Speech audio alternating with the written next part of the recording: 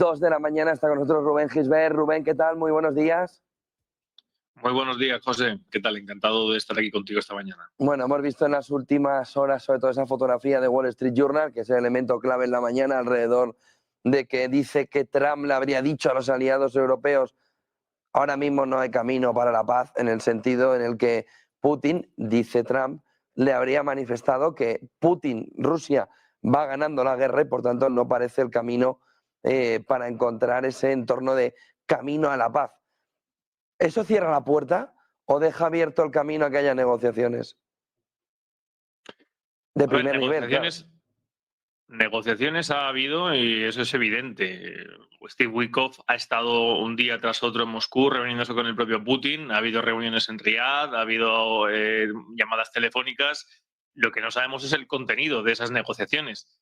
Está habiendo aquí, digamos, dos escenarios y dos tableros sobre los cuales se está presentando a la opinión pública algo que los especialistas, los especialistas y los que seguimos la actualidad de la guerra, sabemos que se está presentando, digamos, un pretexto para quedar como los que no queremos la guerra, los que no queremos estar por un lado y por otro, pero realmente nadie está dispuesto a firmar absolutamente, a negociar nada. Zelensky no puede. Zelensky no puede aceptar las condiciones de 2025 de Rusia. ¿Por qué? Pues porque las condiciones de 2025 de Rusia implican reconocer que su decisión en 2022 ha llevado a perder un tercio del país, ha llevado a perder cientos de miles de jóvenes en una guerra solamente porque Boris Johnson, el premier británico en su momento, le dijo que tirara por el suelo el acuerdo que tenía de Estambul. Resultado, bueno, pues tienes la región de Jersón, Zaporilla, Donetsk y Lugansk a punto de ser tomadas por Rusia. Y para mí esa es la clave. Para mí la clave es que Zelensky obviamente no puede aceptar lo que le planteaba la semana pasada a Rusia, que es retírese de estos territorios y paramos ahí y a partir de ahí hablamos. Primero porque se lo cargan los suyos, sobre todo el sector paramilitar que ha tomado mucha presencia en los últimos años dentro del ejército de Ucrania, Azov y compañía. Y por otro lado, obviamente, lo que no puede hacer tampoco es convocar elecciones porque es el final físico de Zelensky. En el momento en que Zelensky deje de ser presidente de Ucrania, Zelensky tiene los días contados. Toda la arquitectura de mentiras que se han mantenido estos últimos años y que ya empieza a hacer aguas, pues de hecho ya ayer vimos un asesinato en Madrid que apunta un poco a que, bueno, pues personas que sabemos que tenían cierta información respecto al gobierno de Ucrania serían ahora mismo más valiosas por el posible escenario de desenlace de Ucrania que puede haber. Son más valiosos para el régimen de Kiev, muertas que vivas. Y Rusia, obviamente, lo que no va a hacer tampoco es dar marcha atrás. Ya lo avisamos en su momento, que era irreversible. En su momento, el incluir en la Federación Rusa esas 4 regiones. ¿Qué es lo que puede que se esté negociando? O lo que yo creo que es más probable que esté pasando.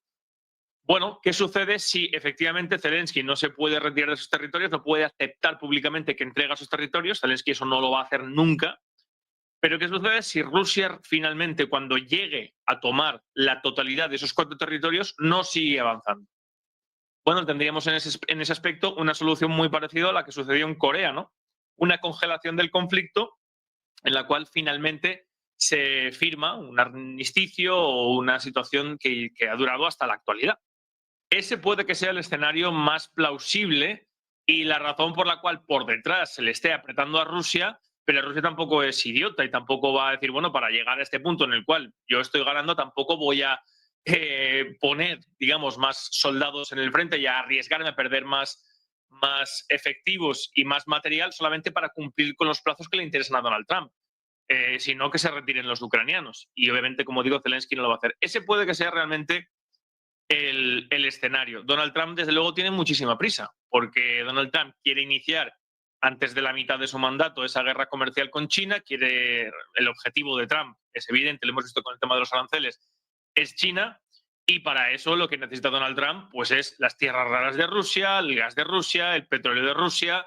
Hace poco ha hecho una gira por Arabia Saudí como un verdadero mercachifle, un vendedor, que ha conseguido tratos de cientos de miles de millones de dólares muy importantes, porque ahora en junio, como saben, vencían varios trillones de deuda para Estados Unidos. Pero Donald Trump, para lo que realmente quiere hacer en Estados Unidos, necesita comercialmente acuerdos con Rusia. Y para eso, Ucrania ya es una molestia, es una incomodidad. y quien está, digamos, imposibilitando que esto pase, que el conflicto se resuelva como él pretendía, no es tampoco ni Putin, ni siquiera el propio Zelensky, son las propias circunstancias, porque desde luego ni Zelensky se va a suicidar, ni Putin va a aceptar algo que no puede aceptar.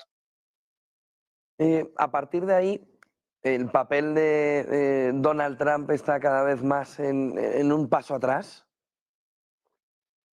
¿Crees Bueno, el que...? papel de... Sí, Rubén. El papel de Donald Trump no lo quisiera yo ni vamos, ni por todo el dinero del mundo ahora mismo. Primero, porque él se ha embarcado, bueno, se ha embarcado. Es que Estados Unidos tiene muy poco margen de maniobra. Es decir, o se reinventa o vuelve al papel previo de la Segunda Guerra Mundial y vuelve efectivamente, como quiere Donald Trump, a fabricar, a ser un sitio donde producir, donde comerciar, donde por lo tanto generar empleo, generar clase media otra vez, etcétera, etcétera. O sigue por el camino de hasta ahora, que es el déficit, que está en el gasto del 7%. Donald Trump ha dicho, bueno, quiero ir al 4%, ¿no? De mantener una estructura militar que considera hoy en día que es totalmente anacrónica y que es insuficiente, como es la OTAN. Vamos a ser los idiotas europeos, como siempre, los que salgamos a mantener al complejo militar industrial, no a la OTAN, al complejo militar industrial norteamericano.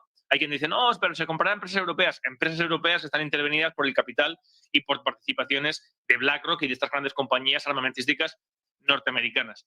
Y al mismo tiempo que está intentando hacer esa reconversión, ¿no?, que lo tiene muy complicado porque, repito, tiene que cerrar la etapa de Ucrania, tiene que llegar a acuerdos que para mí, yo estoy seguro, bueno, ya ha salido publicado, ¿no?, el tema del Nord Stream, del gas, del petróleo, etcétera, etcétera. Hace escasas semanas veíamos a Donald Trump darle un abrazo al Khomeini en Siria. Un presidente que hace escasos meses estaba masacrando a los cristianos y a los alawitas por las calles, llevándolos como perros y haciendo algo que yo solamente he visto en películas como La lista de Schindler y que solamente conocemos con La noche de los cuchillos largos en la Alemania nazi. Bueno, pues este señor de repente se convierte en el aliado de Occidente. Estados Unidos ha levantado las sanciones a Siria.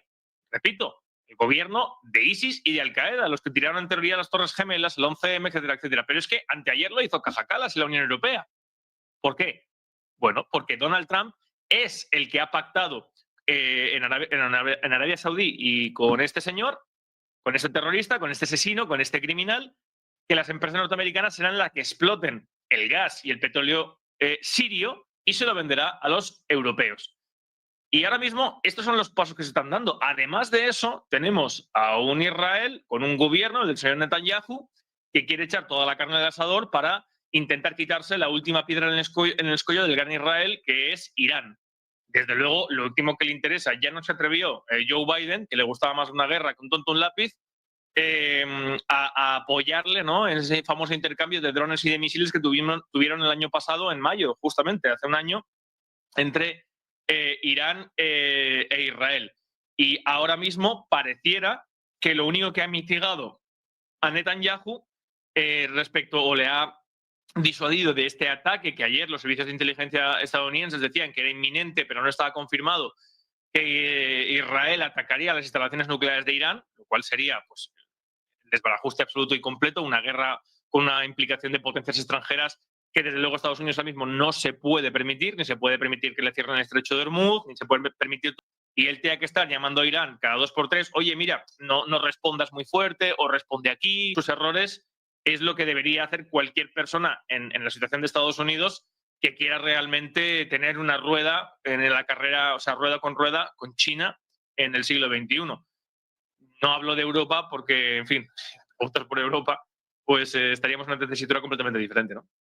Justo quería preguntarte por Europa. En este escenario no está en la salida de los conflictos, sí que está intentando buscar la presión, no la está consiguiendo.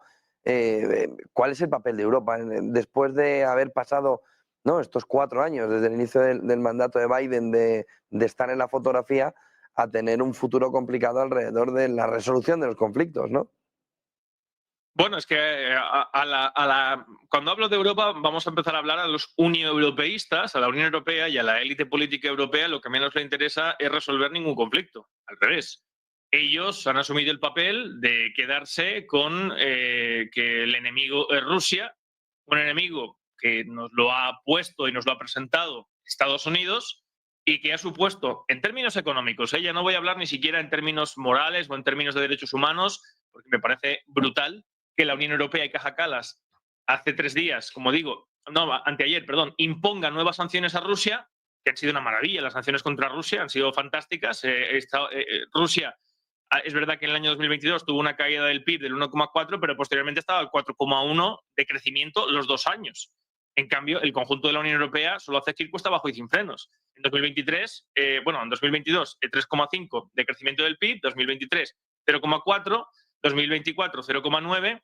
En Alemania estamos en recesión. En 2022 estuvimos en 1,4 y luego 0,3, 0,2, lo mismo Francia, lo mismo España. Es decir, la estagflación, la desaceleración, el tapón al crecimiento que nos hemos puesto a nosotros mismos ha sido con el pretexto de que Rusia es mala, malísima y es nuestro enemigo. Pero comprarle gas a Al-Qaeda en Siria por mediación de Estados Unidos, eso va a ser fantástico. Pero desde el punto de vista moral, esto es insostenible y propagandístico.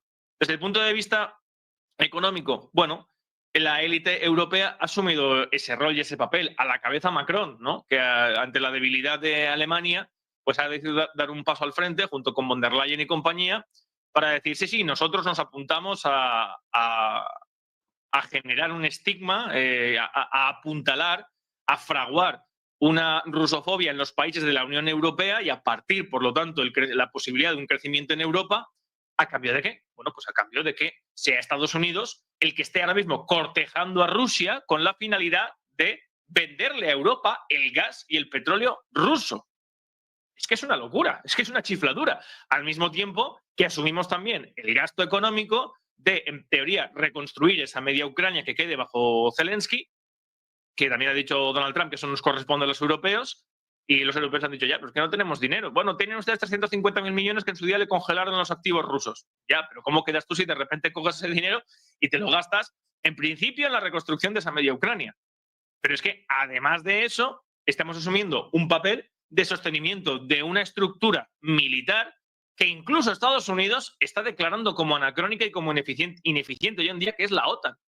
Oiga, ¿para qué queremos la OTAN si Estados Unidos está estableciendo que hoy en día es más una torpeza a nivel económico que otra cosa? Vamos a buscar otro pacto de seguridad, vamos a buscar otro elemento que realmente proteja los intereses geoestratégicos y políticos de defensa de la Unión Europea, porque la OTAN fue pensada cuando Rusia estaba dentro de la Unión Soviética, pero es que hoy en día no es la Unión Soviética. Pero como te digo, el papel de Europa yo creo que es uno de los peores que ha tenido en su historia, precisamente porque desde la declaración de Schuman, la Comunidad Europea del Carbón y el Acero y el desarrollo posterior, el Tratado de Roma, de Maastricht, de París, para lo único que ha servido ha sido para crear una arquitectura institucional de políticos que desde Adenauer y de Gasperi solo han sabido que genuflexionarse a los intereses norteamericanos. Y eso no solamente es que no ha cambiado, sino que en la crítica situación en la cual nos ha metido ese camino, se genuflexionan con más fuerza, se agarran más fuerte al peso muerto que nos está llevando al fondo y a ahogarnos finalmente. Muchísimas gracias por toda esa fotografía, Rubén Gisbert. Buen día y buen negocio. Buen negocio, José. Buen día.